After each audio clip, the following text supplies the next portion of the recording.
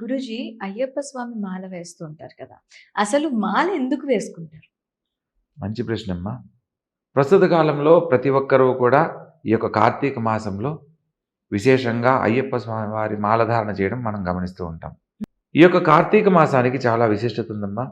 పరమేశ్వరుని ఎలా అయితే మనం ఆరాధిస్తామో, కార్తీక దామోదరుడుగా విష్ణుమూర్తిని కూడా ఆరాధించడానికి ఈ యొక్క మాసానికి చాలా విశిష్టత ఉంది. మనం ఈ మాసం మొత్తంలో కూడా ప్రత్యేకంగా ఎవరిని ఆరాధించినా కూడా పరమేశ్వరుణ్ణి విష్ణుమూర్తి సహితంగా ఆరాధించిన ఫలితం లభిస్తుంది. ప్రత్యేకంగా హరిహర తనయుడిగా అయ్యప్ప స్వామి వారి అవతార రహస్యంలో మనం తెలుసుకున్న విధానాన్ని బట్టి ఈ యొక్క కార్తీక మాసంలో అయ్యప్ప స్వామి వారి దీక్షధారణ చేపట్టడం అనేది జరుగుతూ ఉంటుంది. ప్రత్యేకంగా కార్తీక సమో మాస అంటారు. కార్తీక మాసాన్ని మించిన మాసం లేదు.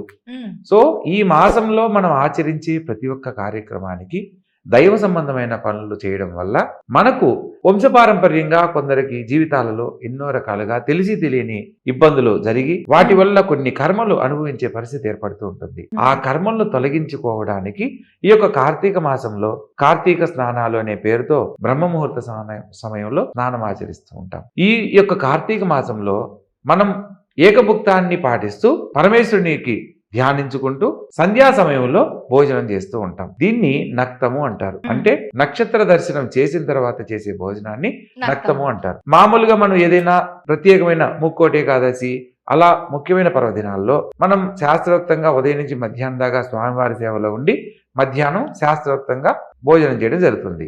ఈ యొక్క కార్తీక మాసంలో నక్షత్ర దర్శనం చేసి భోజనం చేయడం విశేషం అన్నమాట. ఈ యొక్క అయ్యప్ప స్వామి వారి మాలధారణకు ప్రత్యేకంగా ఈ యొక్క మాసానికి చాలా విశిష్టత ఉంది.